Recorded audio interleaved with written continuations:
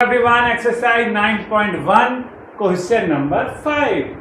Question 5 क्या कहता है देखिए, एक kite is flying at the height of 60 metre above the ground. एक काइट है जो ग्राउंड से 60 मीटर हाइट पर उड़ रही है। The string attach to the kite is temporarily tied to a point of the ground. और ग्राउंड में इसको टाइट करके हमने पकड़ लिया है। जब वो उड़ रही है, जो थ्रेड होता है उससे the inclination of the string, जो धागा है, with the ground is 60 degree. जब नीचे से ऊपर की तरफ देखते हैं काइट को, तो नीचे से जो एंगल बनता है मीन्स एंगल ऑफ एलिवेशन, वो 60 डिग्री बनता है। तो find the length of the string.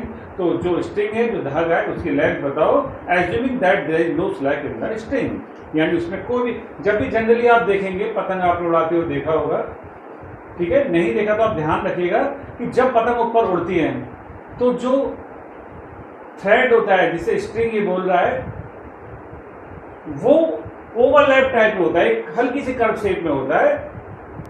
पतंग जब ऊपर आसमान में उड़ती है तो बिल्कुल जब वो तन जाती है, हवा प्रॉपर एक सुटेबल स्थिति में होती है, तो उसमें क्या होता है, जो धागा है वो हल्का कर्व शेप में होता है। लेकिन इसने कहा कि आप कर्व शेप मत मानिए, उस धागे को मानिए कि बिल्कुल वो स्ट्रेट है, जस्ट लाइक हाइपोटेन्यूस। ओके, तो क्वेश्चन ये है कि एक पतंग है,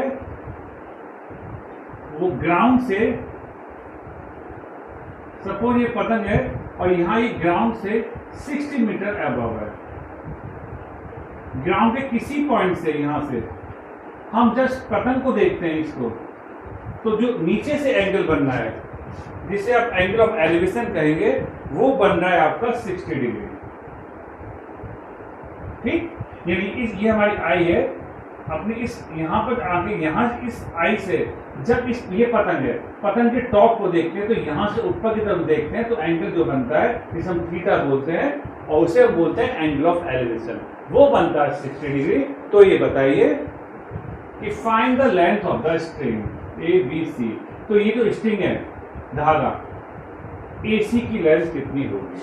ठीक है, हाइट हमें दी हुई है पतंग की बेस से, दैट इज राइट ट्रायंगल, और वो राइट ट्रायंगल के अकॉर्डिंग हाइपोटेन्यूज। यानी जो हमारे पास ट्रिग्नोमेट्रिक रेशियो है, साइन, कॉस, टेन, कॉसेक, सेक, कॉट। जनरली मैंने बताया था कि हाइड्रोजन डिस्टेंस में साइन कॉस टेन में से आप यूज कीजिएगा। ऐसा कंपलसरी तो नहीं है, ना ही कहीं किसी टेक्स्ट बुक में लिखा हुआ है, बट साइन कॉस टेन में ही आप की हेल्प से ही सारे क्वेश्चन सॉल्व कर सकते हैं। तो साइन कॉस टेन में आप देखिए ऐसी कौन सी आइडेंटिटी, कौन सा ट्रिग्नोमेट्रिक रेशियो है जिससे परपेंडिकुलर और हाइपोटेन्यूज आता हो, यानी जो दिया हो वो भी आता हो और जो फाइंड करना वो भी आता हो। तो हमने देखा साइन कॉस टेन में, तो एक साइन थीटा है, थीटा यहाँ पर 60 डिग्री है, उसकी वैल्यू होती है perpendicular upon hypotenuse. Perpendicular means AB और हाइपोटेन्यूज मीन्स AC। ठीक, अब साइन 60 की वैल्यू ट्रिग्नोमेट्रिक टेबल में √3/2 होती है।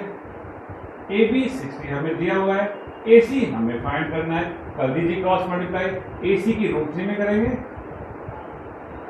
और 60 की 2 में, और मल्टीप्लाई वाला कहाँ जाएगा? डिवाइड में। अपॉन में कभी रूट होता नहीं है, कर दीजिए रेशनलाइज। √3 3, सेम लाइक रूट एक होल नंबर बन जाता है, 3 1 3 3 4 12। तो hence length of the string equal to 40√3 metre. Clear? Hence length of the string equal to 40√3 metre. But board exam में ध्यान रखिएगा, चाहे वो कहे ना कहे, √3 की वैल्यू 1.732 होती है, इसकी मल्टीप्लाई करके तब जाके प्रॉपर आंसर देगा। ठीक, तो ये समझ में आ गया होगा। काइट की पोजीशन है A। आप पहले चाहो तो अपने लैंग्वेज में थ्योरी लिख लीजिएगा, position of capital A kite and angle of elevation theta equal 60 degree, base BC। इस टाइप से जस्टिफाई करके तब आप स्टार्ट कर दीजिएगा, नो प्रॉब्लम। लैंग्वेज कम लिखो बट सही लिखो, ठीक है। तो प्रॉपर देखिएगा, यहाँ ये पतंग है, यहाँ से हमने देखा एंगल बना, हाइट दी हुई थी, हाइड्रेस फाइंड करना है, पार्टिकल स्वरूप का यूज नहीं किया, लेकिन प्रॉपर्टी वही लग रही है। तो एक एंगल हमने देखा साइन का, जो परपेंडिकुलर हाइपोटेन्यूज के फॉर्म में होता है, वैल्यू पुट करी, अपॉन में रूट आया, उसका डिसलाइज किया, तब जाके ड्रॉ करना। ठीक, तो मे भी समझ में आ गया होगा। करते रहिए प्रैक्टिस, बने रहिए हमारे साथ। Thank you.